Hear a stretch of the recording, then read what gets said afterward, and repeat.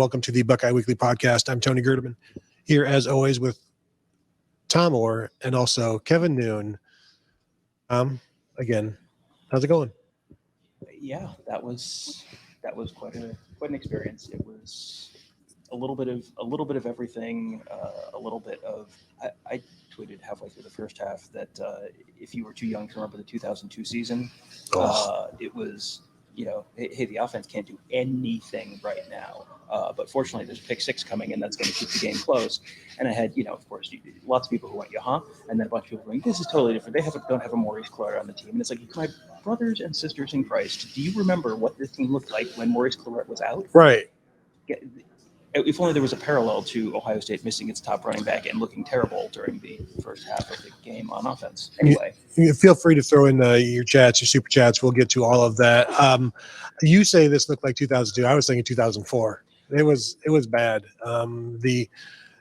The inability to pick up first downs, and as Ryan Day said after the game, the penalties in the third and longs were obviously a situation. Kevin, super chat? Yeah, I got it right here. Mike Farino says they covered. I don't know how, but they covered. What the heck was that game?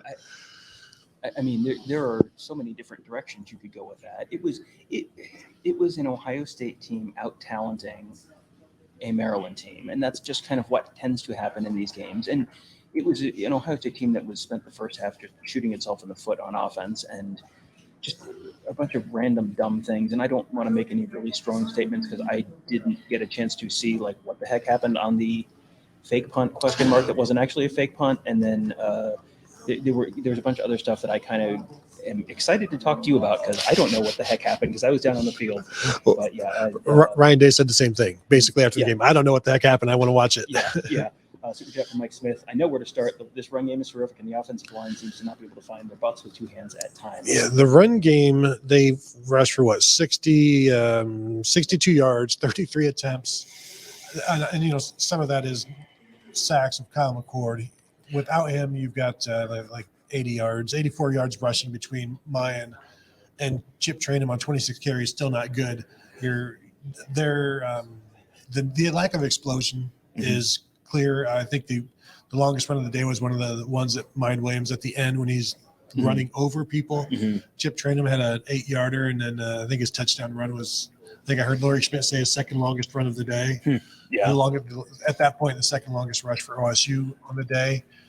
And we knew they weren't going to be as successful outside because Travion Henderson was gone. So you figure they're going to be working inside, and we also know that's not where they've been successful much this year. So it was not going to be great, and it's only going to get less great when you have Penn State coming to town in 2 weeks, even with Travion Henderson coming back, because he's going to have to give you half of your yards on one carry in terms of hitting a home run in there if you have any kind of success. Yeah, this was Kevin has his hand in the air, so we have to address some super chats. Let's get to the. Yeah, here we go. It's a which tab am I in issue rather than if you guys are being honest, this team could lose 3 games. 2002 is an outlier, and the run game is so bad the trenches have gotten worse every year. I'm not saying it's 2002 in that they're guaranteed to go 14-0. I'm saying it's 2002 in that the offense looked like a complete gong show for the first half, and the defense was keeping them in the game. And everyone is sort of interpreting this very literally. It's like, no, just the vibes. Yeah, we're just talking vibes here. Yes, and that 2002 team could have also lost 3 games in any given week. There are times they could have lost 3 games in that 1 week. Yeah, they could lose 3 games, but now you're at the point where this was somewhere on the list of losable games around number 4, 5, and they've already gotten through Notre Dame, which is one of the top 5. So now they would have to go 0 for 3 in Wisconsin or Penn State and Michigan, or they'd have to lose a really crazy one. And they could, but there's still the bowl game, so this could be a 4-loss team. Mike Farino says it was a very bad snap and the ball bounced perfectly to Simon, who took a moment and just started running. Okay, so someone said that the ball got stuck on the turf on the snap. I mean, that just cleats, footballs, everything getting stuck in the turf. There were times in the first half, when you were playing NCAA 14 or whatever, and they were just, you were 9-0, and the computer just sort of decided you're not going to win this game, and all sorts of random nonsense started happening. That it felt a little bit like one of those games at times in the first half. It was like, oh, come on, like that's not even a thing. How you're defying physics to make this happen. When was the last time you saw a completion lose 18 yards? A completion lose 18 yards. That was ruled a pass and not a sack. Okay. Yeah, it was just he tossed it to Chip Trainum. If Chip would have dropped it, it would have been an incomplete pass. Just seeing that now, targeted 3 times, one play minus 18 yards. Yeah, and then they take a delay of game on the play after that, and then they complete a 2nd and 33 because sure, why wouldn't you? As one does. Well, and then another day penalty. And then the sideline penalty. Was that he like the 15 yards? I assume is that he was where he wasn't supposed to be, and the official ran into him. Yeah, normally it's a sideline warning, but if they make contact, Well, that was their second sideline warning, though. Oh, was it? Yeah. So that's why the flag. I don't remember exactly when the first one came, but yeah, that was definitely the second one. And then of course, Gates Dover gets the touchdown pass. Ryan Day calls the perfect play to make up for getting in the way of a referee. Brian Laguerre says OSU has one first half touchdown versus Power 5. Yeah. Okay. Do you know how many wins they have against those teams? Well, I mean, they've gotten one touchdown, but they've not played a team that has come in with a loss, and they are 5-0. So, and I think this is also one of these times when we're going to have to reiterate this 6 times because people will be coming in and out, and they're going to say, how can you possibly say this team is going to win the national championship? It's like, that's not what we're saying. We're saying they have won so far. Mm-hmm. This was not a bad team. This was a messy game, but this was not a bad team they're playing. And, Maryland is going to win 8, maybe 9 games this season, maybe. And so that's a good win ultimately, but man, they got there in the dumbest way possible. Maryland, I still think very well could argue that they're the 4th best team in the Big Ten at this point. And you beat them by 3 touchdowns. So there's no apologizing there. But as Ryan said, first goal is to win. Second goal is to have a good second half. They did that on both sides of the ball.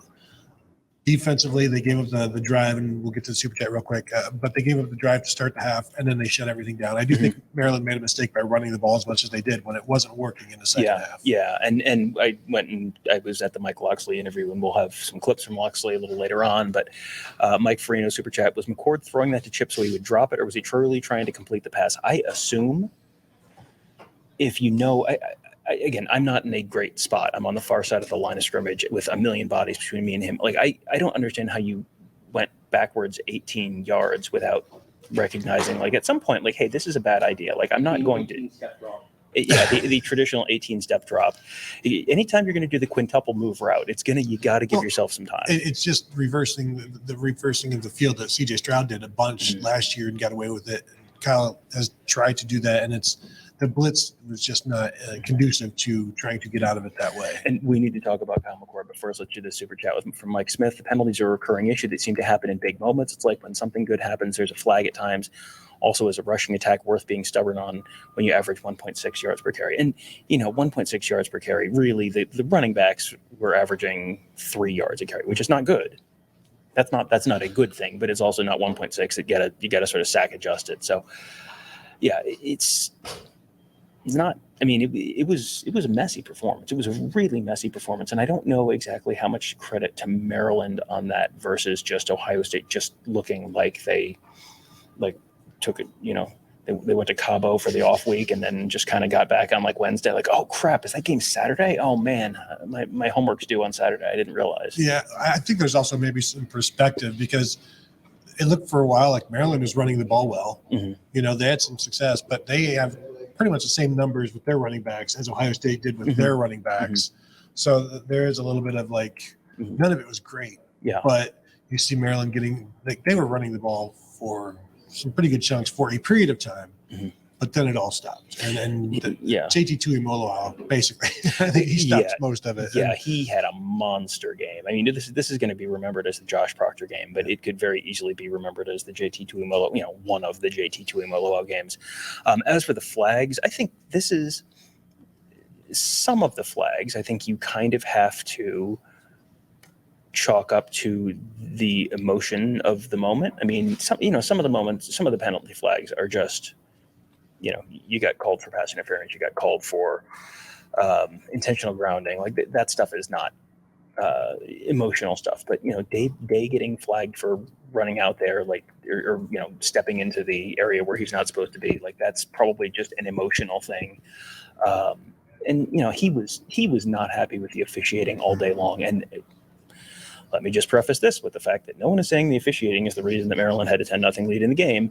There were calls that he was vociferously disagreeing with in the first half, and carrying on, let's say, conversations for the multiple plays with the poor official who was on his sideline. So, I think there was an emotional piece of that. But, just looking at this, Ohio State, 10 plays, 81 yards, 10 penalties, 81 yards. That's a lot of penalties, because Maryland did not play a particularly smart or savvy game.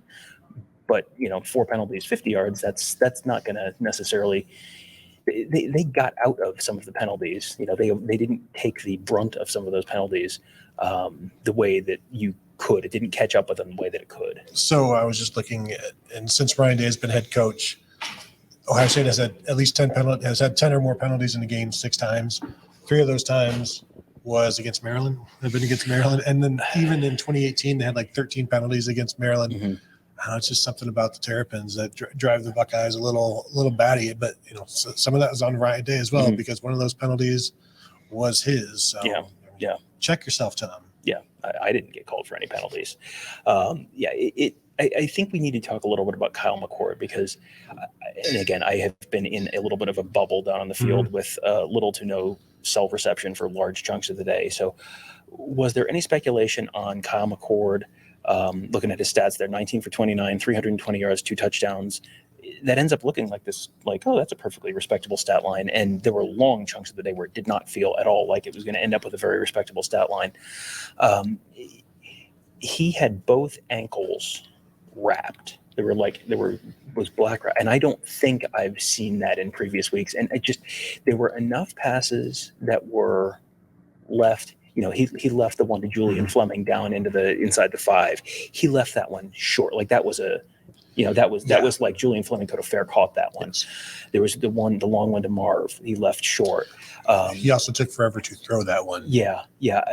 It looked a little like a guy who maybe couldn't plant with his legs. And, I'm not like, this is not reporting. This is purely me trying to connect dots that may or may not be there. But, he didn't look like himself for stretches. And that might be the reason why. And, that's the kind of thing that we'll find out during interviews during spring 2024, when it sort of comes out, oh, yes, he was playing with yada, yada, yada. Like we found out about Marvin Harrison's bad ankle from last year sometime around this summer, I think. Well, he started first quarter, he was 2 of 7 passing. Then the rest of the game, he was 17 for 22, 2 for 190 some yards in the second half. So it's one of those things where you are dealing with something perhaps, and then as you get used to it and get more accustomed to it, then it's not as much of an issue. But it was interesting. I credit the second half adjustments for the Ohio State offense, although Cade Stover said, we didn't do anything different. We were just executing. And it sure seemed like things were different, because there was nothing the downfield stuff in the first half. I don't know if Cade or Kyle McCord wasn't looking for it, or it seemed like there's a lot of just dropping 8, dropping 7 that Maryland was doing, keeping stuff in front of them. But then in the second half, they're dialing stuff up, and guys are running open free and just leaving it up to Kyle McCord to find them. Yeah, and I was over at the Mike Loxley post-game interview, and he talked about the fact that a lot of their issues on defense, he said, and we'll probably play some of these clips in a little bit for you, but just basically when guys are running wide open like that, that's not, full credit to Ohio State, but when guys are running wide open like that, that's, wheel routes and double moves, and it's just guys not – he talked about eye discipline, and that's something we hear Ohio State talk about all the time.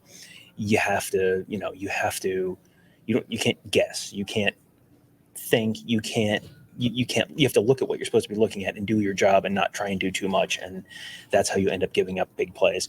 Mike Smith says Kyle looked better when he felt like the play calling opened up.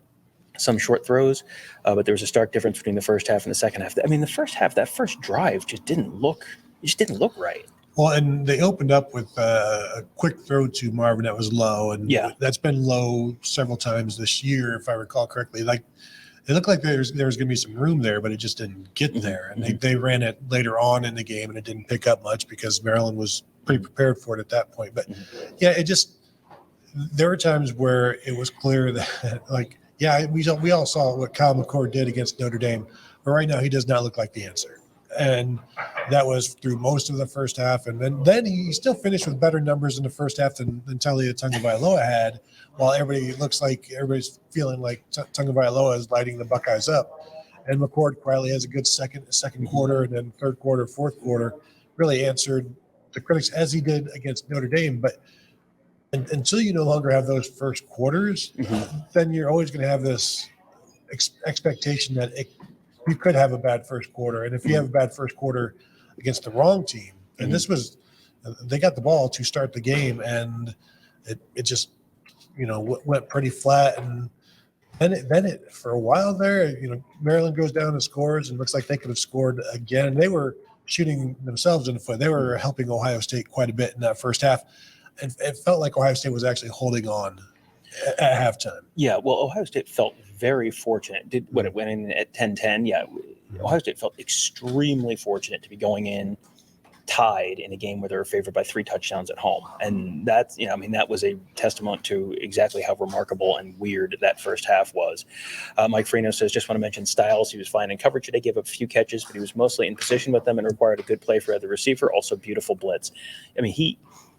It did seem like, there were multiple times when I ended up having pictures where, like, the receiver catches it and Sonny Styles has his arm between the guy's arms and he's catching it. And that's, there's a certain point where you have to sort of tip your hat. Like there was nothing that I saw today that I thought, oh, he can't do this. That's not gonna work. They were catching his hand as they were catching the football. It looked like he had coverage there, and they were going after him, and they pointed him out a couple times, and there was a third and long where they went after him.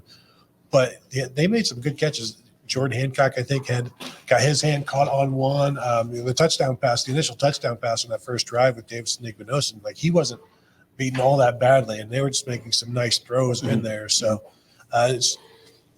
but then the pick six and things start to go downhill. The defense picks up, and the aggression is there.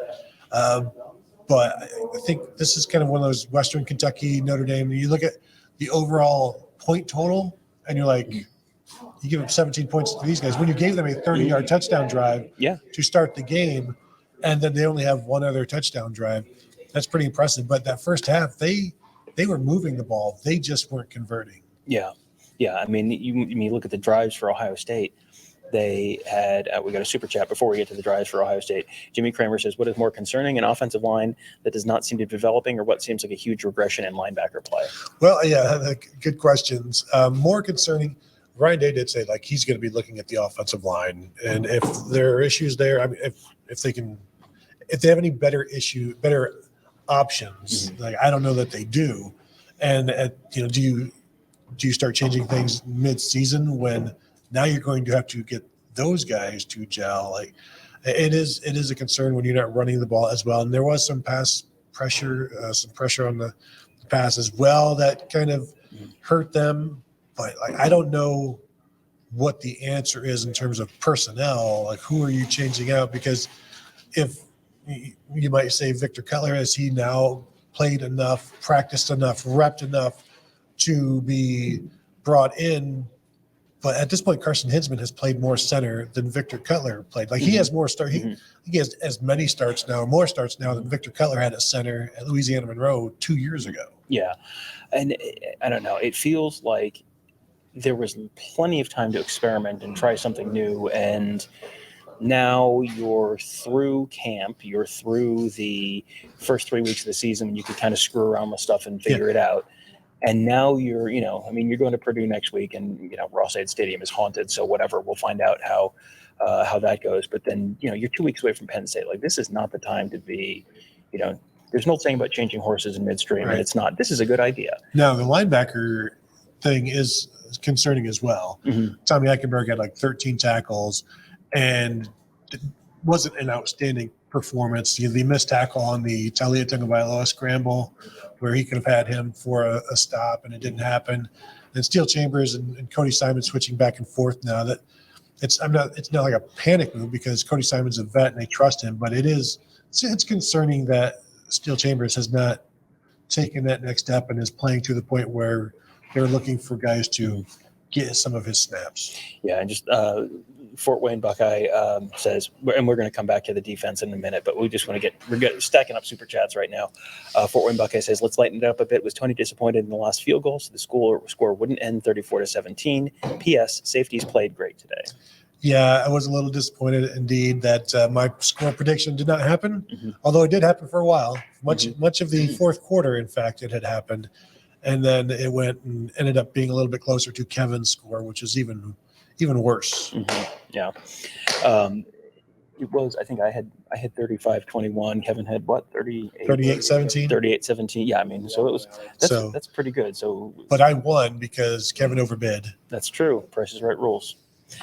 Mike Smith says the Ransom and Burke hits seemed to pump the team up and wake them up. The Burke hit was nice to see, especially after some of the bad missed tackles. There was that sequence where I think that was the Josh Proctor hit on the kickoff, and then Ransom had a hit, and then Burke had a hit, and it was just there was some real hitting out there. And I mean, that it sounds stupid to say that because of course it's college football. There's always hitting out there, but even for college football, there was some hitting out there. Yeah, and I was expecting a penalty after the Denzel Burke hit just because it was such a big hit, but it was shoulder to shoulder. There's no reason to throw a penalty, which is even more why I expected it to happen. You got to remember, Tony, in Burke's defense, he had barbecue back there and he wasn't invited. And so I don't make the rules. Yeah, but that Josh Proctor hit on the kickoff return, I was expecting him to maybe come out after that because it looked like that was a head-on collision.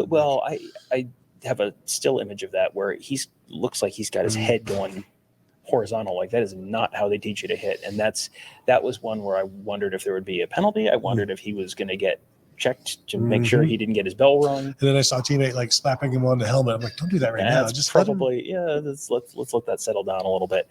But overall, Josh Proctor game, the safety's playing very, very well.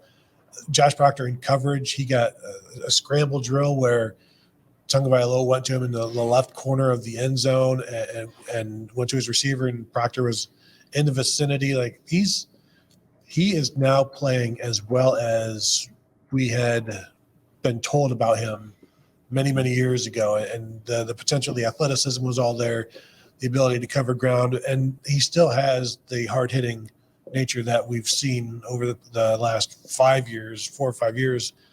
And so now this is the complete Josh Proctor that we're seeing. Yeah, and this would be a great time. We're gonna queue up the Josh Proctor interview right now. Got to talk to him after the game. Obviously, big story. Unsurprisingly, the pick six. You got to remember he has had. How many times have we thought, oh boy, he had it and he dropped it, and then he jumps and grabs his helmet and he can't believe he didn't catch it. This time he caught it and he ran it all the way in. So let's hear Josh Proctor talking about the pick six and a few other things. How does it feel to finally pull one in and take it back? Yeah, it feels great, man. It honestly feels so real, but I'm just happy we came out with the dub. What'd you see on that play? We knew they like to go in that little bunch, a so-called bunch, and bring the running back out. And then he likes to throw the check down. So my eyes are just in the backfield, and I was just reading and reacting, anticipating. Josh, when the ball was in the air, did you know? I did. I felt like it was. And then the return, that wasn't so easy. Nah, but my only thing was just don't get caught. Josh, a lot of people have talked about you maturing in different phases during your career. Would Josh Proctor from 2 or 3 years ago, or even last year, have made that play and watched the film enough to do that to make that play? No, I wouldn't have. But I just think over the years, I've learned, I've seen a lot, and I've watched film constantly. So now it's all about just anticipating more than reacting and going to play ball. Is there kind of a little bit of that proof in the pudding? I've kind of arrived. I know you're not satisfied, but kind of arrived now that you made a play like that based on what you saw on film. The maturity coming full circle for you. I just don't want to think too far ahead. Just want to live in the moment and take it day by day. and just continue to do my job at the end of the day. That's got to be the best game you played, right? No, definitely. I feel like it. I was just out there having fun, honestly. I was just out there having fun. I wasn't thinking too much, just playing ball. You also had the tackle on that kickoff. Looked like you got maybe the worst of it in a way. How hard did you feel that? Oh, yeah, I definitely felt it. But in the moment, we needed some momentum. We needed someone to step up, and I just felt like it had to be done. So Josh, what was the reaction from your teammates on that pick six? it was crazy. I couldn't even get to the bench. Couldn't see, but it was definitely exciting. It was exciting, man. Josh, Ryan made the point that this team doesn't panic as much as he said maybe previous teams, you're down 10-0, they have the ball, you might panic. Yeah. What is it about this defense that's changed that makes you think that if you're down 10, you guys have the ball, you can still make a play and change this game? I say like you guys said with me, we're just mature. We've all learned, we've all grown, we all been through the losses, we've been through the ups and downs, and it's all just coming to fruition, honestly, right now. How does that manifest itself in a huddle before you guys go out on the field for that? We just make sure everybody stays cool, calm, and collected. Don't want anybody to get too worked up. Just let them know that take it one play at a time. One play at a time, just do our job, and the plays are going to It come. would have been easy to kind of get a little flustered the way they would control the game early on. Yeah. What was going wrong in the first quarter and a half, I guess it was? I think just communication and people not doing their jobs at the end of the day, and that's all that comes down.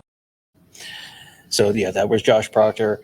I mean, it was so interesting because we've talked to him for so many years, and he's never been, the super intense guy like Cade Stover or Tommy Eichenberg or someone like that. But his demeanor is so different. And obviously it's post game. He just had the best game of his career, and so yeah, he's gonna be happy. He's gonna be, but he just felt just more relaxed, and it was almost like he got here in 2018 and everyone was expecting big things immediately, and here we are in 2023, and it's like, oh, and now he's arrived.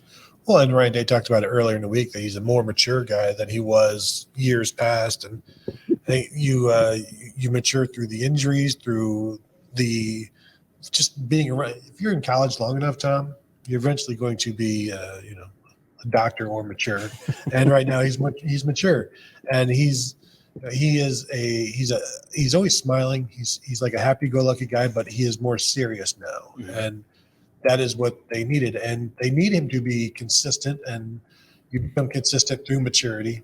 And what? No, I'm just looking at your screen and all the completely insane things that happened. There was a drone stoppage. We'll get there. Yeah. Sorry to interrupt I didn't want you. to come out of the break about Josh Proctor. Be like, you ever been to a game with a drone stoppage? But no, just fun to watch him play and be the guy out there. And now back at his once and future home of free safety, playing that very well. A player who's becoming more and more fun to watch. Yeah, and that's one of the things this defense really needed is, how closely has good safety play been correlated with strength or weakness of Ohio State's defense? I mean, it feels like that's pretty much been 1-to-1 over the years, and they are getting really good safety play out of Lathan Ransom, out of Josh Proctor, and Sonny Styles, if you want to consider him a safety, Jordan Hancock, if you want to consider him a safety. I mean, it has been really good play in the back end, and the corners too. I mean, the secondary has been very good. What was funny was Mike Loxley in his interview talked about the fact that the front seven is really the strength of the Ohio State defense, and it's like, oh boy, I mean, if the secondary is not the strength of the defense, and they're playing like this, that's pretty good. Well, as JT Tuimoloau said after the game, coverage and rush, it's all together, and they showed that in this one, and the rush picked up. But the coverage, I was impressed at how aggressive Talia Tagovailoa was against Ohio State's corners. He didn't care who Denzel Burke was. He went after him, and some of it worked, some of it didn't. It didn't work, overly well, but to hold him to just under 200 yards passing, really good day by the secondary. There were tackles from like Josh Proctor that you're like, would any free safety at Ohio State have made those tackles over the past 3 years? Where it's like the Jordan Fuller, nothing is getting past me type of thing. You're seeing that, and we don't want to invoke Jordan Fuller's name. We've decided not to do that in the past. We're not going to do it now, but it's much better what he's doing than, I don't want to say like a Bryson Shaw or, Marcus Hooker. Like, these are guys that they've had there over the past previous 3 years that wouldn't be making some of the plays that he's making. Just simple tackles in the open field or something that would have gone for many more yards or being stopped. And I'm not saying it's bend but don't break, because we saw plenty of aggression today, but solid effort overall by the safeties. Well, and Maryland had 0 rushes of 20 yards and 0 passes of 30 yards. I mean, that's... Well, they had the one pass of over 30.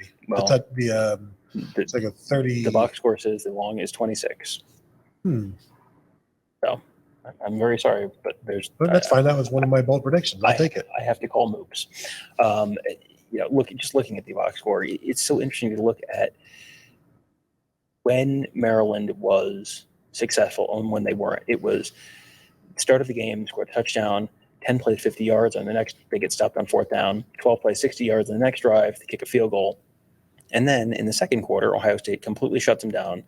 Interception, 5 plays, 12 yards, punt, 3 plays, negative 16 yards, punt. And then right before halftime, they go on this real quick 2-minute drill where clock management was not their friend. You want to not throw that short of the sticks when you don't have a timeout with 10 seconds left in the half. That is my pro tip to you. That's one of those frustrating things where you are a veteran quarterback and you're relying, as a coach, you're relying on that guy to lead you down the field. And like, the one thing you can't do is get tackled in the open field. You got 12 seconds on the clock. Yeah.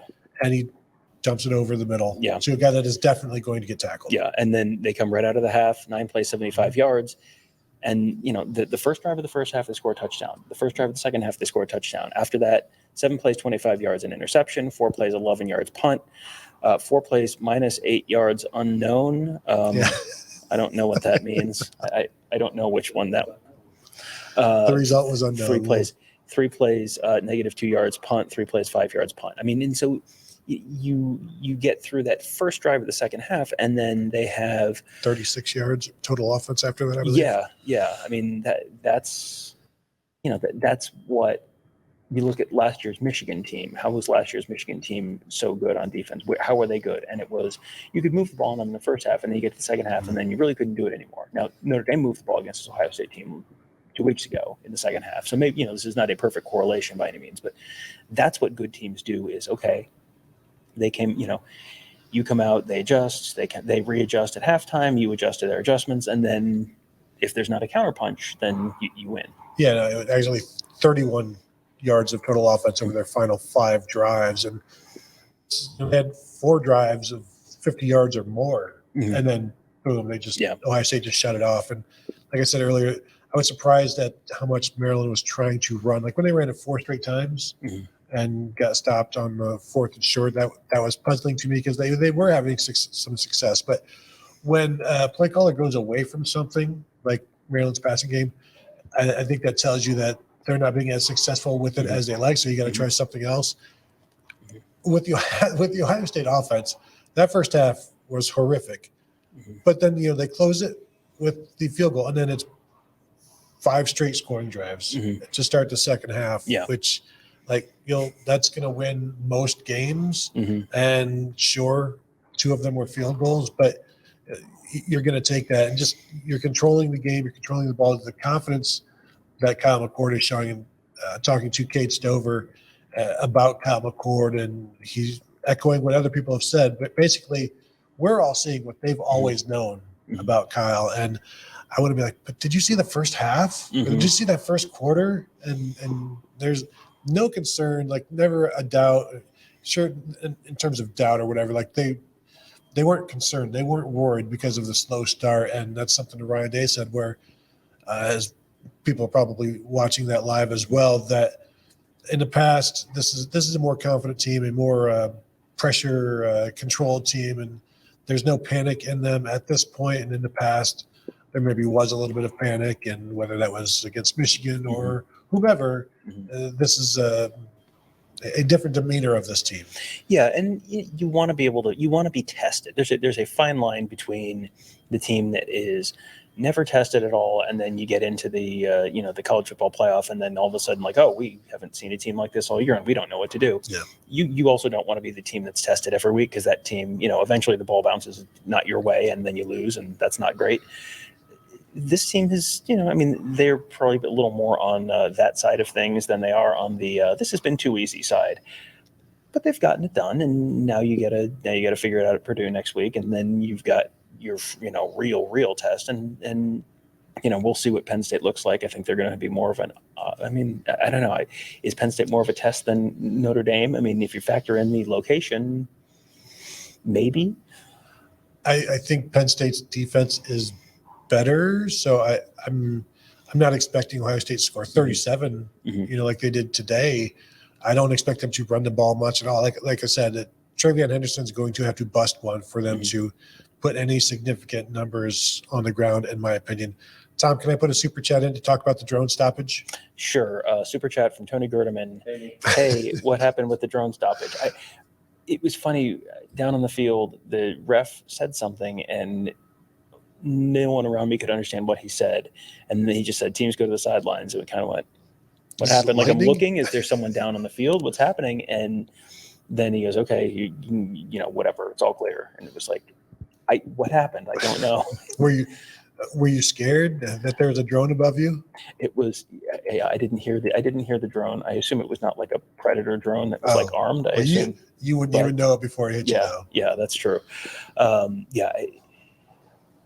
I think it might be the greatest testament to what kind of game this was, that you had that, and we both, I think, forgot about it. Like, one of the weirder things you could have in a game, and we just both, like, it got lost in all the other weird stuff. And I don't know where the drone came from. I don't know if this is an OSU media type of thing, football media thing, or if it was somebody from outside the stadium. I never saw it. We were all like looking up, looking down, looking around. But they went to the sideline for about 3 seconds and then right back out onto the field. And they that was a new one for me. I did wonder if perhaps it was, remember when Braxton Miller brought a drone to hotel check-in day many, many years ago? I guess it would have been 2015 perhaps, to preview or to document his move from quarterback to receiver. And they had a drone flying as he was checking in and getting luggage out of his car. I don't know if this is the capper to that story. I don't know how they're going to tie it all together. Probably not, I'm going to guess. But that was a new one. So chalk that one up. Check that box. Have you ever been to a drone stoppage? In fact, I have. Yes. Bucket list. Very specific, for a very specific type of person. That is a bucket list item. I'm not sure if people are asking about special teams. No, not really. Everybody just wants to run Kyle McCord out of town. Really? Yeah. So, I mean, am I crazy? Again, this is not me reporting. This is just me looking at the fact that his ankles are wrapped and the fact that he just wasn't driving the ball downfield the way he normally does. It just looked like he just wasn't quite physically right. And it happened both directions on the field. The ball to Marvin Harrison on the long one that kind of hung up, that was going north to south, and then the one that hung up to Julian Fleming was going south to north. So this wasn't like a wind thing. It just looked like he wasn't driving the ball down the field like he normally does. No, and there were some, and the late throws were there as well, and that also ended up being underthrown. But just the late decisions he's deciding late. There were some plays in the first half where he really didn't have anybody to throw to. So there's some play calls in there that didn't help him out. But he's 19 of 29 for 320 yards with 2 touchdowns and no interceptions. So if you want to run that guy out of town, watching that and watching the first quarter, and he's doing not great at all. And I'm not imagining Devin Brown doing any better. In fact, I'm imagining him doing quite worse than the 2 of 7 that Kyle McCord started out, because Kyle McCord is the better option for them right now. And he showed that. He shows it. Right. We saw it on the field. It was, I think if people are still kind of banging the drum for Devin Brown, I don't think that's based on anything other than someone I like to listen to on a podcast said one time that, and I think that it was pretty clear that coming out of camp, Kyle McCord was ahead. You saw on the field during the first couple of weeks when they were sorting things out, looked exactly like it would look if Kyle McCord was ahead. and clearly ahead. And so it feels like that really is not that much of a, I feel like that's sort of a settled issue. Super chat from Jordan Kapler. Speaking of settled issues, I'm not saying the first half was all Kevin Noon's fault, but I'm also not saying that. Well, we're going to have to look at the tape. Do you need to look at the tape or no? I don't feel like I don't think I need to check the tape to know whether he graded as a champion or not. Tell Jordan you can't move in with me now. Get the hell out. I'm not privy to all of the conversations that go on around here. It's a lot of fun.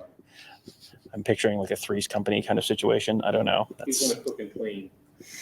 Anyway, I had a football related. Oh, so the Marvin Harrison. Someone in the chat was mentioning the throw to Marvin Harrison in the fourth quarter. That was one of the funnier sequences imaginable, where he throws a pass, touchdown to Marvin Harrison, catches it, stands up, hits the silencer in the end zone right by the goalpost, and then there's a penalty. And like it was like no one in the stadium realized it. And the ref is announcing it. The band is still playing. The players are still celebrating. And I'm looking at the ref and going, does anyone not see this? And I don't know, was it a motion penalty or something? I don't know what the penalty was. Xavier Johnson. Yeah. It was very ticky-tack. Yeah. So they call it back, and immediately they throw to Marvin Harrison in basically the same spot in the end zone, a couple of yards closer to the goal line, catches it, goes to exactly the same spot, hits the silencer, and then holds up two fingers, like, did it twice. How about that? It was, I think that was a ball don't lie moment, I think. Yeah, well, my tweet was Marv don't lie. Mm-hmm. Yeah, that's. But yeah, once you catch the second one, it's kind of like when you would play around the world and you'd have to prove it on the last one. You have to validate it. Yeah. Or 21 when you have to yeah, he did that. And 8 catches, 163 yards, 15 targets. I don't know. I forget who I was talking to. I think it was our buddy, maybe Pat Murphy, saying, I realize they're targeting Marvin a lot, but it still feels like they could do it more. Yeah, and here we're looking at the numbers from today. Marvin Harrison Jr., 8 catches, 163 yards and a touchdown. Honestly, during the second half, it felt like it was probably more than that. Emeka Egbuka, 3 catches for 40 yards, no scores. He left the game early. Looked like an ankle, I'm guessing, or knee. He was kind of holding his left leg off the ground. I don't know exactly how serious it is. I will say on the field after the game, I saw him like standing around signing autographs for kids. So he was not, if that's like oh boy, this is a real serious thing and he had to be rushed out, kind of like he's not, that it was definitely not that. Yeah, Day said it doesn't look like it's going to be a long-term thing based on what he knows preliminarily, but they will obviously get more information. But yeah, he came out of the tent with his helmet, not unlike Marvin Harrison against Notre Dame, but never got back into it, I don't believe. So yeah, that was they have been fortunate with, because there've been a couple times it's like, oh, that looks bad, and they've been, they have not lost Harrison at Notre Dame or Egbuka, it sounds like, for a long term thing. But Tom, let me tell you this. So it's 11 yards of target to Marvin Harrison, 22 yards of target to Julian Fleming. I'm just saying. He had he was open on that one. And that was probably, that's a touchdown if it's thrown where it probably could have and should have been. But he's someone that I think we've talked about in recent weeks. If teams are going to focus on stopping Harrison and they're going to focus on stopping Emeka Egbuka, you've got to be able to get open and be the guy. He's got to be the guy. If you're going to have a guy and a half on both of the other receivers, well, then he's got to be able. It's got to be him. It's got to be Cade Stover. That's got to open stuff up in the run game, and some of that stuff is happening and some of it's not. Yeah, Cade Stover with 2 catches for 66 yards, the 44-yard touchdown there, and Julian Fleming the 37-yarder. So, like, everybody else is opening up stuff for the other receivers. At some point, will they be able to throw to run? Like, when will they start impacting the running game? I don't know. That still requires the offensive line to do their job and the running backs to do their jobs as well. And I don't know that anybody is doing their job in that regard particularly well at the moment. Yeah, I'm really interested to watch this game again to see the running game issues, because there were times when it felt like, oh boy, Chip Trainum is about to bust a long one, and then it's like a 4-yard carry. It's like it didn't. The results on the field did not line up with what I was seeing from field level. So I'm interested to go back and watch this, because were there specific spots on the line that were having issues, or was it just kind of overall they just weren't opening things up? No, I don't think I think it was an overall thing, but they were still doing some tosses to the boundary, and when they did run to the field, things seemed to be better. But again, I don't like seams.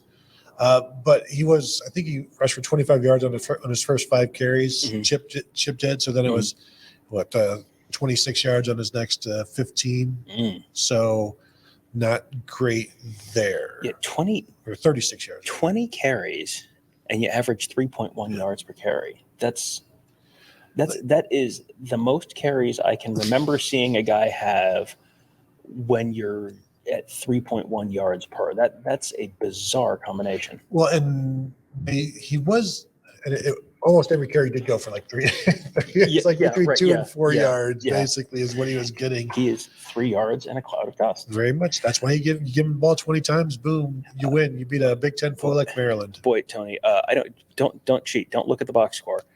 What was Ohio State's conversion rate on third downs? At one point, it was 1 of 9, and I think they finished getting like 3 of 4 or something. Yeah, they got hot at the end and finished 3 of 12. Yeah, that's not good. That's not sustainable. As Dave said in the post game, a lot of that was negative plays or penalties creating a 3rd and long, where they had much more manageable 3rd downs against Notre Dame.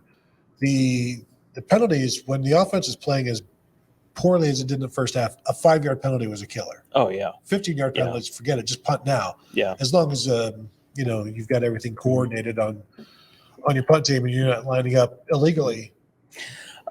Here's one from Mike Smith. They did that too, didn't they? Boy, so there's some special teams we could talk about if people weren't so angry about Kyle McCord. Yeah. Well, here's a super chat from Mike Smith. He says the line couldn't get to the second level. It was pointed out in the broadcast about 25 times how the linebackers were just running free. Fryer pulled around and blocked his own teammate on one play. If that clears anything up for you, did that happen? Well, I'm going to assume it did, and we'll watch it and we'll see. But I want to know, did he at least put his teammate on the ground? Was it at least a pancake? Do you get credit for that? You'll see that happen every once in a while. I remember Florida had 2 guys blocking each other. I think that was in a loss to Georgia Southern. So, again, I didn't see this, so maybe there was also one where Matt Jones and Josh Fryer, I believe, were both pulling before the snap. Yes, that happened. Mm-hmm. Josh Fryer did give up a sack as well. Josh Simmons, he was about to get a false start, but I think there was a delay of game instead that stopped that. But again, I don't know that Josh Simmons was an issue in this one. There's just, as was pointed out, there's not a lot of second level stuff. Mm-hmm. And when you look at what Travion Henderson did against Notre Dame, that wasn't a second level run. That was just getting past that first wave, and there's nobody there. He wasn't making somebody else miss after getting past that missed the first tackler. So the offensive line is struggling at the point of attack, and because you're struggling at the point of attack, you can't get to the next level. And when the tight ends try, they're not necessarily great at that either, and neither are the 2-back sets with one of the running backs trying to block. Neither one of those guys are all that great in that regard right now either. So second level, there is no second level. The second level is hoping you get past the first level, and then you've out-leveraged somebody. Yeah. Boy, in talking about the 2-back sets, there was a goal line situation, and I think they scored on this one. I think this was the chip touchdown run in the third quarter, the first Ohio State touchdown in the third quarter. They are in the goal line. They're on the 4, I think, and they trot Marvin Harrison off the field and bring in Caden Curry, and it was boy, oh boy, that doesn't feel like that's the optimized way for Ohio State to attack a defense. If you were the opposing defensive coordinator and Marvin Harrison leaves the field and Caden Curry enters the field, are you happy or are you sad? Let's talk about emotions, Tony. Well, and if I've got the correct order of things, I might have the method behind the madness. Okay, I'm listening. Remember the earlier, I think it may have been first quarter, Ohio State's down in the red zone, and it's third and goal or whatever, and they bring Xavier Johnson out. And it's like, well, remember we've talked, whenever they bring him out, they go to him, and they try to throw that screen that gets called for intentional grounding. Well, then later on, that Caden Curry play you're talking about, Xavier Johnson's also out there. So what if Maryland is also thinking what I usually think is, as long as Xavier Johnson's out there, there's a reason he's out there. And the reason he was out there this time, Tom, was to fool people. And that's why they did the toss to the field for Chip Trainum. I think if I've got all of that correct. If you say so. I like the Ohio State false flag offense. Yes, that's correct. That's what I'm saying. Yeah. Prove me wrong. All right. So, and if you do, I won't believe you because it's my false flag. Do we want to go through some questions here? I just put one up. Okay. John Alexander says the boys got the job done. This team will bend, but it won't break. That's a sign of a good football team and good coaching. These players played their hearts out in the second half. Ohio State 5-0. Yep, 302 yards total offense for Maryland. You'll take that every single time. And as Ryan Day said after the game, 2 interceptions, 190 some yards, 50% completions. If you can get that out of these guys, out of Taulia Tagovailoa, you're going to feel pretty good about your chances. And they ran away with it at the end. Well, and this is an Ohio State team that in a lot of the advanced metrics, advanced statistical systems, is number one, number two. Like they rank higher with the computers than they do with the, a lot of the traditional polls. And I think that part of that might be that, you have an expectation for what Ohio State football and successful Ohio State football looks like. It looks like the quarterback is slinging it all over the field and you're throwing for 450 yards and you can pound the ball on the ground. And, the defense is going to give up. They're going to give up some points. They're going to give up 24 points, but that's okay because you're going to score 56, and that's fine. And then you comfortably win the game by 3 touchdowns and whatever it is. And this year's Ohio State team, the sliders are all wonky. The offensive sliders are down. They can't run the ball consistently at all.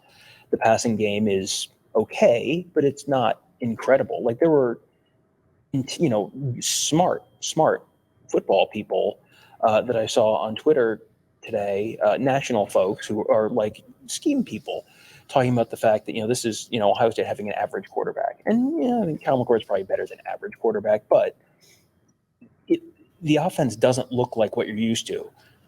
But the defense has been substantially better than any recent vintage of Ohio State. And you don't have to score 56 points a game if you're giving up 10, 13, 7, 17, whatever the numbers have been this year.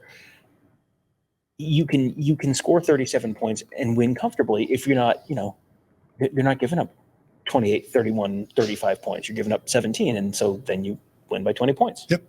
All right, got a couple super chats we got to get to. Omar Austin says, is this the worst offensive line in recent Ohio State history? I guess the question is how recent is recent?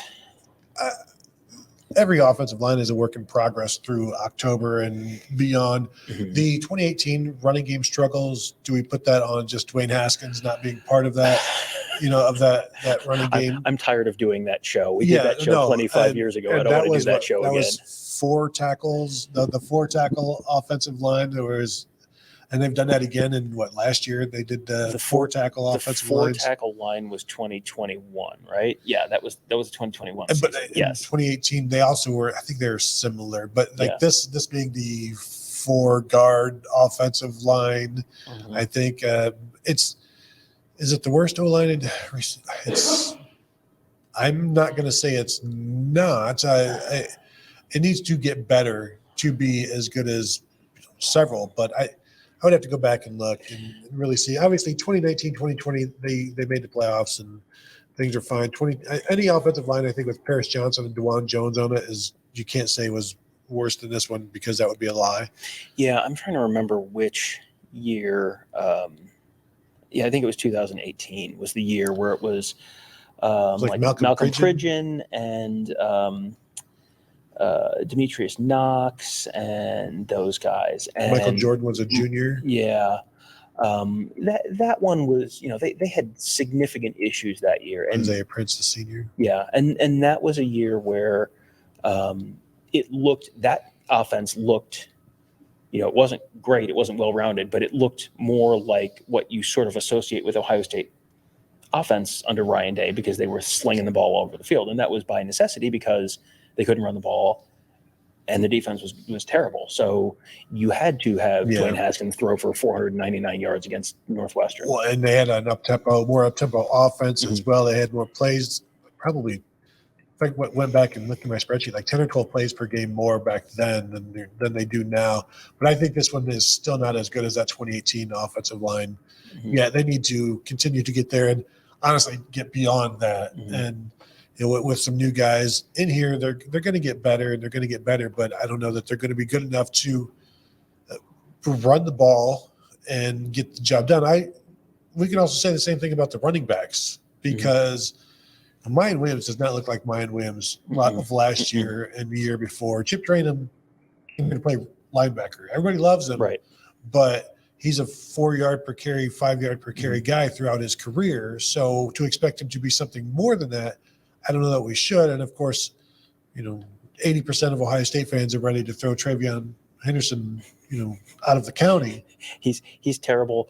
How come, why do they keep wasting carries with this guy? And then he's gone, and then suddenly they can't run the ball at all anymore. And it's like, oh, please, no, come back. It's just, if it doesn't work, whatever you're looking at that must be the problem. And it's like, I think this is one of these times when football is complicated, and there probably is not just one answer to this where everyone wants to go, that guy right there is a bum, and he can't play football. And it's like, it's not that easy. And this is one of these weeks when I'm looking forward to talking to Ross Fulton and finding out what, when he's had a chance to look at stuff, what does he think the issue is? Because the issue is it's never just clearly, oh, this one guy is always missing his blocks, or this one guy just can't do fill in the blank. It's a more complex answer than that. Yeah, but if you get Dallin Hayden out there, everything would be fixed. That's all it would take. All right. DZM likes the Ohio State defense. I think this is probably the most popular Ohio State defense since 2019. Here's an interesting thing as well, because we could point out the lack of rush. They had 2 sacks, so they could have done more. I think there was still quite a bit of pressure, and Talia Tagovailoa is very good at getting away from that pressure. Remember, Maryland had given up 3 sacks all season. They got them twice today. There were concerns. There were issues and production issues, or not production issues, but just issues overall with the linebackers. They were not great again today.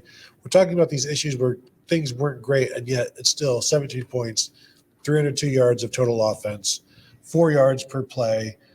Last year against Maryland, Ohio State gave up 5.9 yards per play and 100 more yards of total offense than they did today. Yeah. And that was a weird game too. But yeah,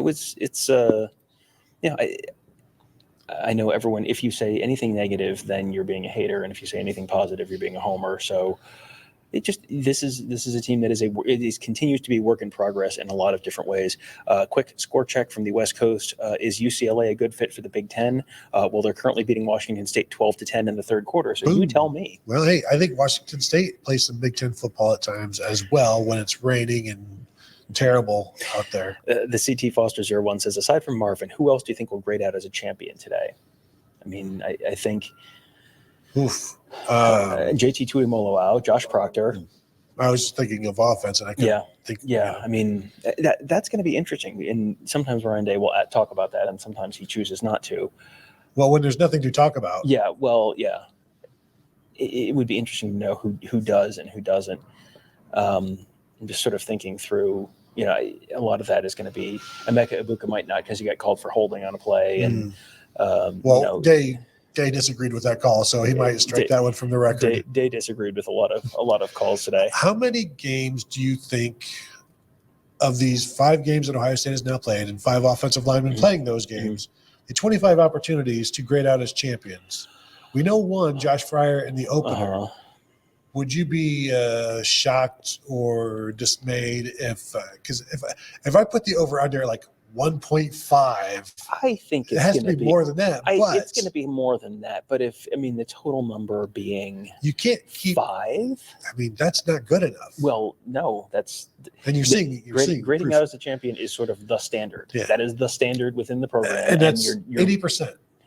Yeah, and you're we're guessing like 5, and that's 20% of the time you're grading out at 80%. 20% of the time it works. 80% of the time. Yeah, it works every time. ZZM says, whenever you feel about complaining about the Ohio State offense, just turn on Iowa. Let's not compare. There are children watching, please. Apples to walnuts. I'm now morbidly curious, and you're going to check. Iowa 10, Purdue 7, third quarter. Iowa scored a touchdown in the first 5 minutes of that game. Who had the pick six? No, it was actually, I think, a long run by a running back. So still as fluky. Yeah. There were, there were a lot of, there was just, people complaining about the refs right now. It sure looked like horse collar on the replay. When was the horse collar penalty? It wasn't, but it was on the south end. It would have continued. Was that a drive that led to a field goal or not? Maybe, but it sure looked like a horse collar. But the refs watch that stuff pretty closely, and they're allowed to grab the nameplate. Yeah, but this looked more like the shoulder area. Yeah, usually if you get inside the shoulder pads. Yeah. That I thought that was second quarter. Okay, that looked like a horse. There are times you're expecting. Well, you're almost always expecting penalties nowadays, but I was expecting one there. Like I said, I was expecting one in the Denzel Burke hit. The Davis and Igbinosun penalty on the interception return. The fact that they threw that flag and then had to, like, other refs had to be like, dude, are you crazy? What was the initial call? Was it a blindside? Yeah. The guy was the front of him. It was unless you have literally eyes in the back of your head, that is not your blind side. And Igbinosun could have laid him out, but didn't. He just got in his way. Yeah. So that was because at that point they weren't going to score. If you take that touchdown off the board and then you're like, okay, you're at 1st and 10 from the 32. Watching that interception return, I was like, oh, Chris Gamble against Penn State. It was just very much like, oh boy, they better get him in here, otherwise they're going to be kicking a field goal. Was that Zach Mills? Yes, that was Zach Mills, 2002. That was right when I tweeted the thing about 2002, and that was the inspiration. Philip Pulio says in the first half, it looked like the Ohio State Hawkeyes turned it around in the second, and that referee needs Chinese water torture. That was Iowa football. That interception, pick six to take a lead, to get in there. Complimentary football, Tony. That's what Ohio State does. Yeah, but you don't hear people complimenting Iowa football, Tom. That was just completely backwards from what you're used to seeing from Ohio State. I think that's why it was so off-putting. JJ says, can't play bad first halves all season. You're going to get dominated by better teams. And they just played a pretty darn good team 2 weeks ago and did not play a great first half. I think you can be dominated for a first half, but because your defense is pretty good, that domination may lead to a 10-0 lead like it did today. Right. Yeah, you're not so far, and this does not mean, past performance is no guarantee of future returns, but so far, even when they've had the bad half, you're giving up field goals. Yep. The touchdown drive in the first half was 30 yards, and that was off of a wonky terrible decision by Ryan Day. Punting has been a fascinating journey for Ohio State over the last 7 games or so. Giving up a 30-yard touchdown drive, I don't really put that on the defense. That's a general bloody-mindedness of the universe kind of situation. And then other than that, they gave up a field goal in the first half, and then they gave up the one drive to start the second half, and that was it. And if you give up 17 points, you should win the game. Virtually every week, you should win the game, because how many defenses is Ohio State going to face that are going to hold them to less than 17 points? Not many. No, and it's been a while since Ohio State has held an opponent to an average of 17 points over the years. That used to be a pretty decent number, and it's not been something they've been close to recently. And so if that's the high water mark, 17 points, you're golden. Yeah. We'll go to maybe some Loxley sound. Yeah, let's go a little bit. Let's do Loxley 1. This is just kind of the start of Mike Loxley's press conference. We talked a little bit, some general stuff, and then answered a couple questions. I will say I started I'm going to raise my hand. Sorry, my bad. He came in kind of very suddenly, and no one was ready, so I did not get the very start of this. So before I hit record, he said all credit to Ohio State. They deserve to win, all that. So let's go to just let you hear a little bit from Maryland coach Mike Loxley. Creating turnovers, which, as we talk about with our squad, our winning formula is being able to generate explosives, take care of the football on defense, limit the explosives, and get turnovers. And we didn't do either very well today. I like the way we started fast, had an opportunity there in the first half. But, as I told our team just now, for us to take that next step, we've got to be able to make the plays that are there to be made. We had a couple of situations in the first half. We didn't come away with a touchdown down inside the 5. We didn't get a 4th and 1. And those are the types of plays where our best players got to show up, make plays, and we've got to do a better job as a coaching staff of putting them in those positions to make plays. We talked all week about getting a game into the fourth quarter and then seeing where we fit.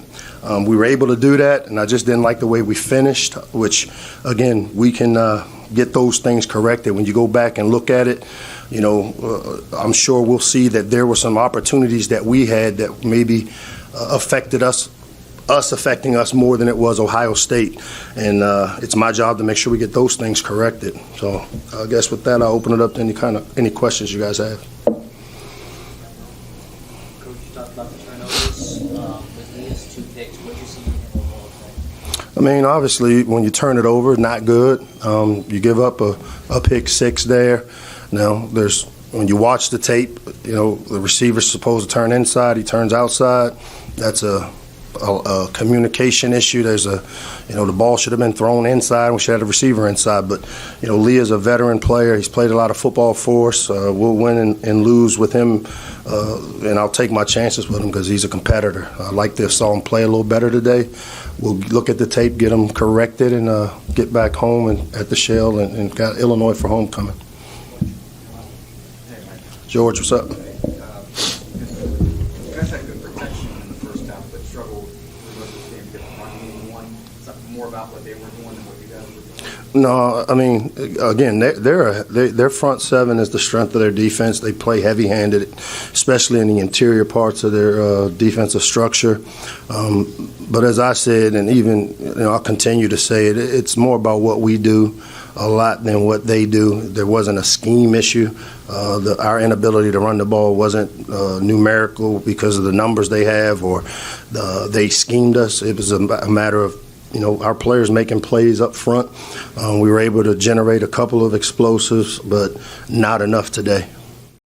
I mean, as I said, his growth is beyond just one game, and we're not. Whoa. Sorry. Yep. Okay. So there we go. Easy, Mike. Yeah. Settle down. We might get to the other one later. Settle down. Yeah. I mean, they didn't generate explosives, and that's one of the things that looking at Maryland coming into the game, I think they said their goal was 12 a game, 12 explosive plays a game, and they had 9 last week against Indiana, which is Indiana's not a terrible defense. Indiana's a terrible offense. They're not a terrible defense. And Ohio State just held them in check. And I think a lot of that credit, a lot of the credit goes to the safeties, which you're keeping stuff in front of you. The corners were very good again today. But the pass rush was – this is it just all season long. The pass rush has been very disruptive. They actually got some sacks today, but the pass rush just continues to be very disruptive. Lots of hands in his face, lots of times when he had to move, had to get out of the pocket.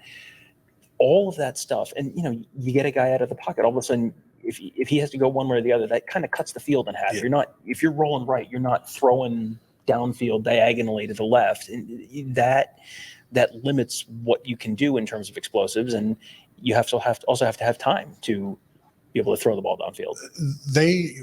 Jim Knowles earlier in the week talked about you got to blitz him properly so that he doesn't escape from you. I thought they took some interesting angles, and not even with necessarily a blitz, but there's a pass rush from JT Tuimoloau, I think, that finally got him, like that Talia couldn't get away from, just based on the angle and the direction that he was already going. And so I think they were smart with some of that stuff. In terms of the big plays, Maryland had 5 pass plays of 15 yards or more, and 2 of those were 15 yards exactly. 2 rushes of 10 yards or more, and one of those was 10 yards. The longest rush, 17 yards. Longest play of the day, 26 yards. I think if you tell Maryland that, like you go in saying, hey, Loxley, just so you know, your longest play of the day is only going to be 26 yards, he's going to be like, we're not winning that game. You're going to say, we're not getting on the airplane. Mike Smith says, Super Chat, what was the deal with the intentional grounding call on the screen pass? He had a guy right there. Did the broadcast not show something you saw? I thought was it a lineman? There was a lineman there, but there was also, I thought, a receiver. I thought it got batted down. And so I don't know if it hit the lineman, which is usually illegal touching. So, no, and being in the front row, I'm not going to complain about being in the press box, but being in the front row, the TVs are like on top of us, and when it's daylight out, you can't see any of it. So I didn't get to see a replay. Sometimes they show the replay on the scoreboard. It's controversial. They're not necessarily going to, but that one, I still have no idea exactly why it was grounded, because usually with the screens, like there's a receiver in there, and Lord knows they gave Talia Tagovailoa some leeway with some of his throws. Yeah. And just speaking of the joys of the front row and the sun in your face and all that kind of stuff, add this to the list of, boy, that was a weird game.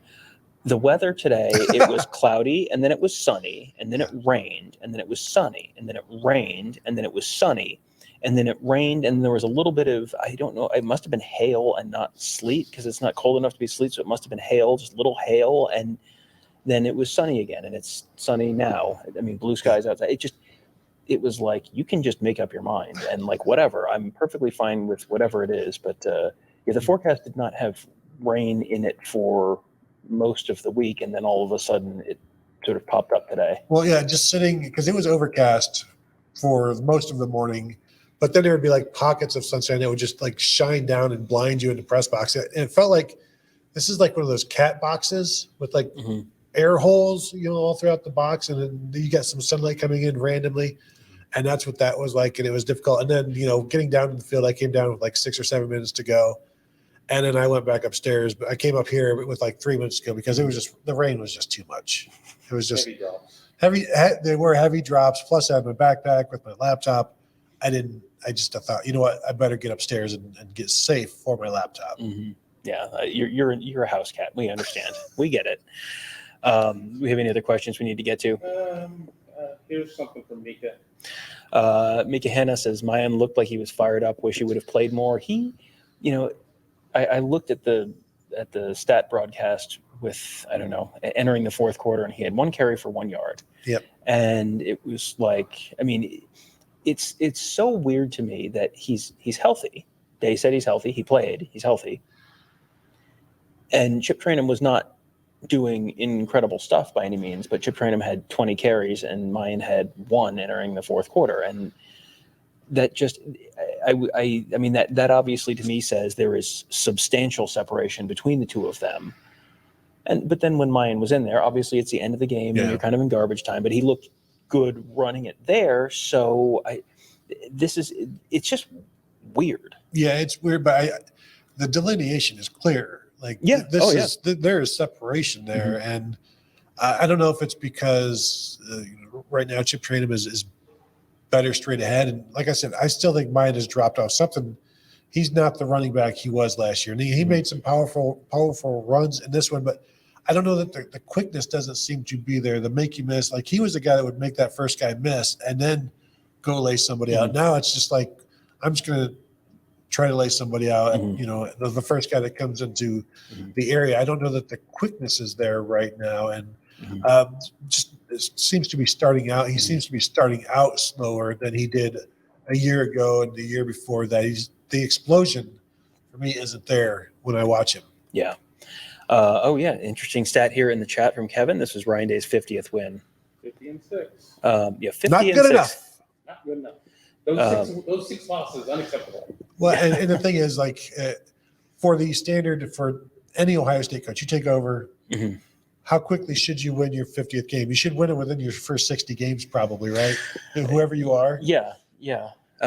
Mike Loxley, 25 and 29. They started in the same year. That's an interesting note on our crawl there. And 50 and 6, it's just it's so strange because you look at the like all-time winningest by percentage, and it's like Newt Rockne and Ryan Day. And yet I think there's a very strong sense that, and this is lesson 1, do not lose to Michigan if you're going to be the head coach of Ohio State. That's a lot of it. If 2 of those losses were to Wisconsin and not Michigan, I don't know that we're having the same conversation. Maybe we are, because that's just what the expectation is. But 50 and 6 it's remarkable that, I saw people today saying, this is, the beginning of the end of Ryan Day, as they're down 10-0 in the first half. And it's like, I don't think you need to be the first one to you don't need to be the first, the Woj to, exclusive must credit me because I was the first one. I don't, that's a little weird to me. We do, let's, we'll run through some pictures from the game. Sure. We'll run through that. 33-0 versus unranked teams, 33-2 in the Big Ten. I mean, you look at the winning percentage. They 0.893, so 89.3%. Yeah. Urban Meyer 90.1% at Ohio State. Yeah. All right, so let's run through some of the pictures from the game. I thought about the fact after we did this last week, it's like, well, this doesn't really translate all that well to the audio listeners, but this is what you can find them 2 hours and 12 minutes into the video on our YouTube channel, youtube.com/Buckeye Huddle. There's Ryan Day in the tunnel. The smoke effects that they do, like you can every once in a while get it where you've got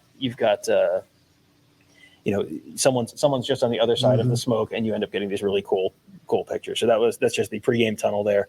There's JT Tuimoloau. Big game. Big game. He had he played the game. This is a couple games now. Mm-hmm. You go back to the last couple minutes of that Notre Dame game, and then the game today. There were a lot of times where it was like, boy, Ohio State needs someone to make a play, and JT Tuimoloau is the guy who's making the play. Well, even I think Jim Knowles said this week, he's a guy you can wait for to do that because you could trust him that he'll get it done. Yeah. It just feels like there's, you're not gonna make a play every single time, but man, when they need one, it feels like he's been the guy there. What else we got? Oh, Josh Proctor, and there's Davis Nigbinosin. And I mean, you can see that obviously this is the Josh Proctor pick 6, but we talked about this earlier, the blindside block that was not a blindside block. I mean, you can see where Davis Nigbinosin is. You can see the guy who he blocked. It is the front of him facing squarely at Davis Nigbinosin. That is the polar opposite of a blindside block. The pleading that happened as soon as Nigbinosin saw the penalty come, he was just couldn't express classily enough. He didn't want to get a penalty for arguing, get a unsportsmanlike for arguing a penalty that shouldn't have been called. Yeah, he was pleading. Yep. There we go. And then there's Josh Proctor in the end zone. There's a great one in the middle, a tremendous one in the middle, and just slightly out of focus. So annoying. Hate it. But yes, that's there's Josh Proctor. Was that your fault or the camera's fault? I think we all know the answer to that, Tony. Lousy camera. That's why you left it in South Bend. This is the second of the back-to-back Marvin Harrison touchdowns. This is the one that counted. As I said earlier, incredibly funny to do. Basically the same spot, same touchdown celebration. Just tremendous.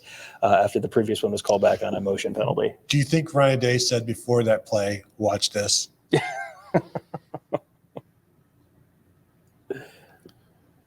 All right, so there we go. So we're through the photos.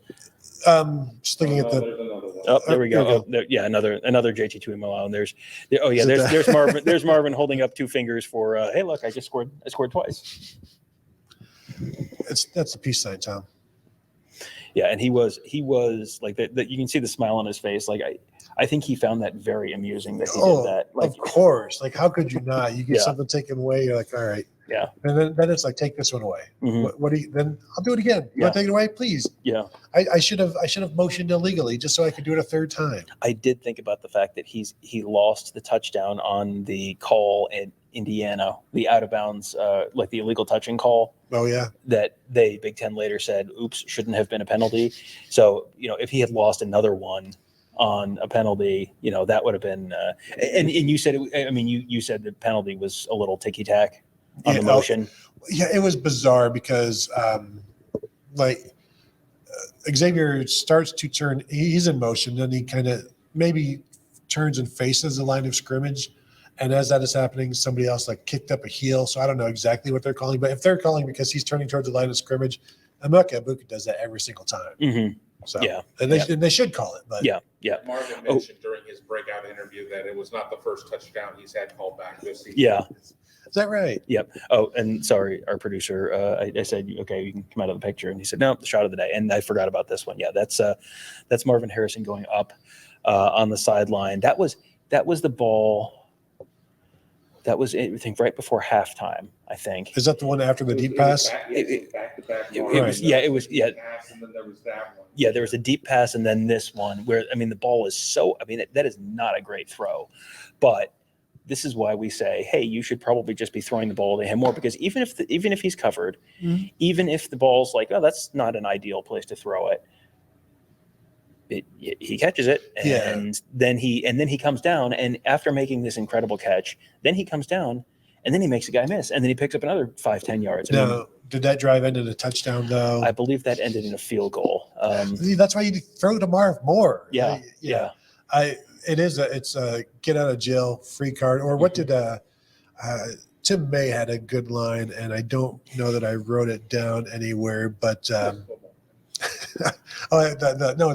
Cade Stover touchdown was, he said that was the get the coach out of jail free card. Mm-hmm. Well, and boy, that was, I don't know how he got that wide open. It was just, thanks, coach. I got that. I got that on Somebody the field. Wasn't where they were supposed to be, Tom. It's quite simple. Yeah, through a camera lens, I got that one on the field. Thanks. Yeah, I just didn't know if it was someone fell down or someone. Yeah. Okay. Well, what an exciting mystery. We'll probably talk about it with Ross Fulton later in the week. Who knows? Do we have anything else? You got any questions? We're good there, Tom. Did you want to get to anything else? I think we're good. We're for the morning show. yeah, there you go. We're good. Yeah, don't worry. We got Buckeyes tomorrow morning coming up a little later on. Not live. Not live. Plausibly live. No? Unless we want to. I don't know. That's up to Kevin. Do you just want to just switch seats? Kevin can sit here, and then you guys. Yeah, that's fine. No, we can wrap it up. But yeah, 37-17, essentially exactly the score that we all predicted, and they got there in the most bizarre and unpredictable way possible. There's no way midway through the second quarter am I thinking Ohio State is going to cover, because at that point I'm thinking, can they have a four-way tie for in the Big Ten with can everybody lose? I don't know how but anyway, we got a super chat. Mike Smith says subscribe to Buckeye Huddle for great content. There you go. Absolutely do that. Subscribe to Buckeye Huddle for great content. Thank you for throwing that one in there as well. And thank you all for tuning in through this entire thing. We always do appreciate that when you show up, and to show up and get all of this from the coaches to us and everybody in between. So I want to thank you all for tuning in as always. And of course, please become a member at BuckeyeHuddle.com. It is a fantastic way to support what we do here. So I want to thank you all for tuning in. We'll talk to you guys later.